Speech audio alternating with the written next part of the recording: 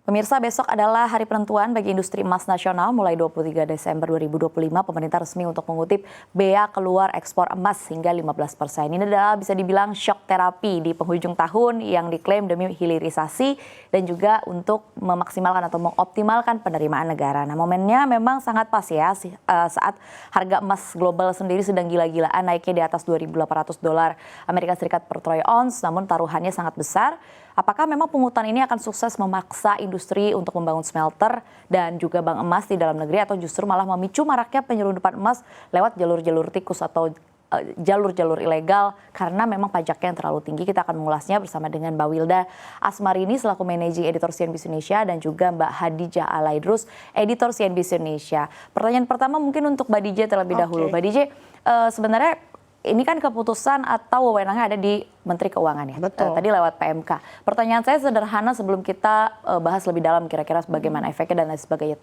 Apakah memang negara kita lagi BU kah sampai kita harus menerapkan bea keluar emas? Artinya memang sedang mencari sumber-sumber fiskal yang memang masih belum bisa dioptimalkan. Oke, sebenarnya untuk bea keluar ini, Dina, kalau dibilang negara BU sebetulnya belum ke arah sana, tapi lebih tepatnya untuk mendukung hilirisasi dan mendukung program pemerintah yaitu Bullion Bank. Itu yang pertama. Dan bonusnya mungkin penerimaan negara bisa bertambah gitu.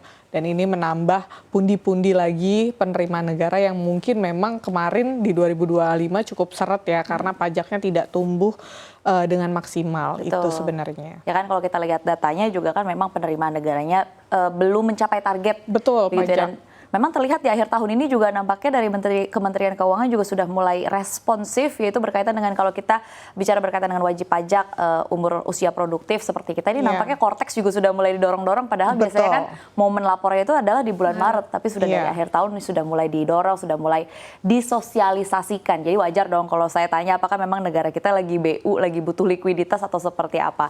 Nah, pertanyaan saya mungkin ke Mbak Wilda sebagai pengampu energi. Kira-kira efek atau respons atau reaksi dari para pelaku industri atau dari pengusaha atau dari produsen emas seperti apa kalau dari temuan redaksi? Ya, kalau dari respons ya, namanya pengusaha pasti nggak akan mau kalau marginnya berkurang. Betul. Itu pasti kan akan mengurangi margin. Tapi di sisi lain kan kita tahu harga emas tuh naiknya udah gila-gilaan bisa dibilang. Di aturan PMK aja kan range-nya itu 2.800 sampai 3.200, lalu mulai dari 3.200 ke atas.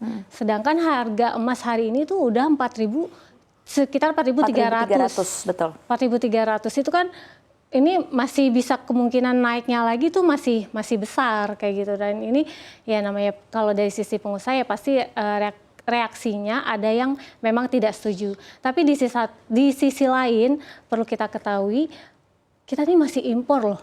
Kita masih impor emas itu sampai 30-an ton lebih per tahun.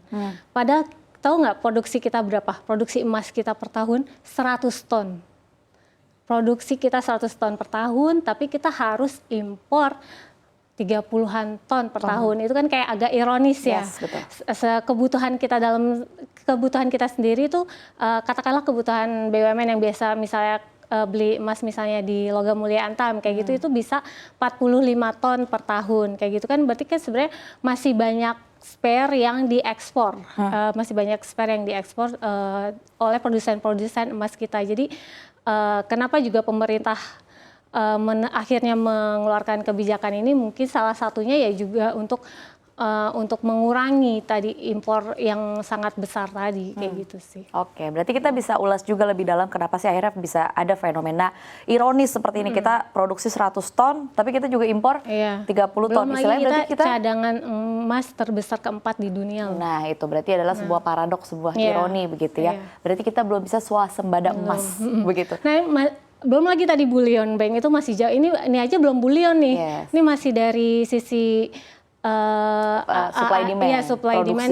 yang Antam yang belum bahkan termasuk dalam anggota Bullion Bank kan kayak gitu. Oke, nanti kita akan ulas lagi lebih dalam mengapa sih akhirnya pemerintah sangat agresif untuk menerapkan ini di penghujung tahun juga. Momentumnya juga akan kita ulas bersama dengan Mbak Wilda dan juga Mbak DJ. Tetaplah bersama kami di Editor's View CNBC Indonesia.